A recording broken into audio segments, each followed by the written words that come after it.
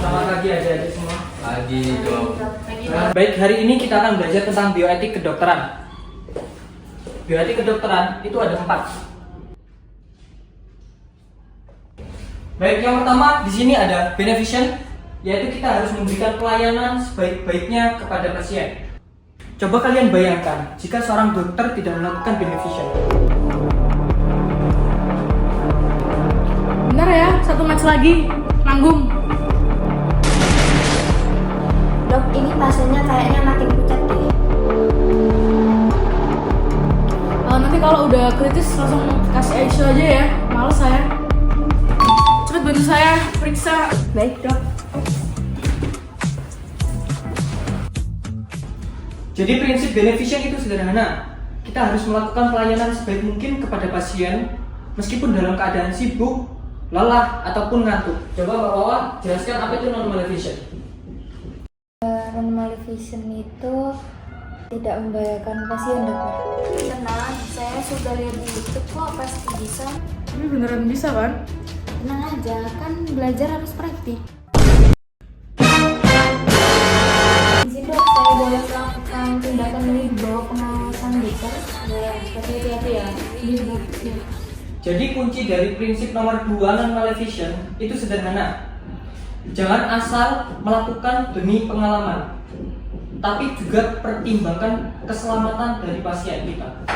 Di sini ada yang memiliki teman yang takut disuntik? Ada dok. Jadi apa yang kamu lakukan? Tetap menyuntiknya atau bagaimana? Ya tetap disuntik dok.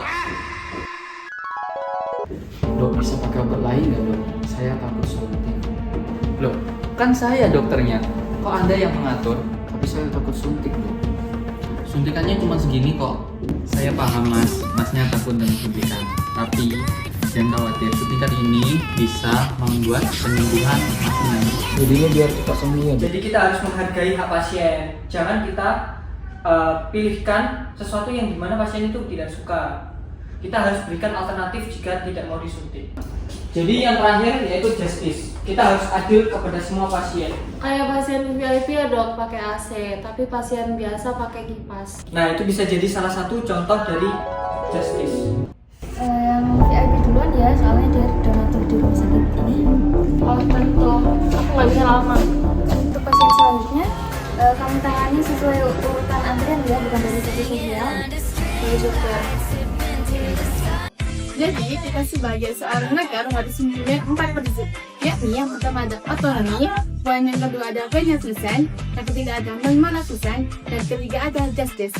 Jadi yang pertama ada otonomi, yakni kita sebagai seorang dokter harus mempunyai prinsip yakni menghargai pasien. Contohnya seperti informasi.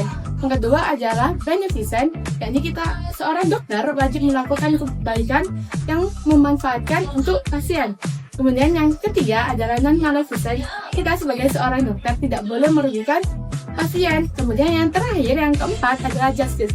Kita sebagai seorang dokter tidak boleh membedakan antara satu sosial pasien, agama pasien, dan juga ras pasien.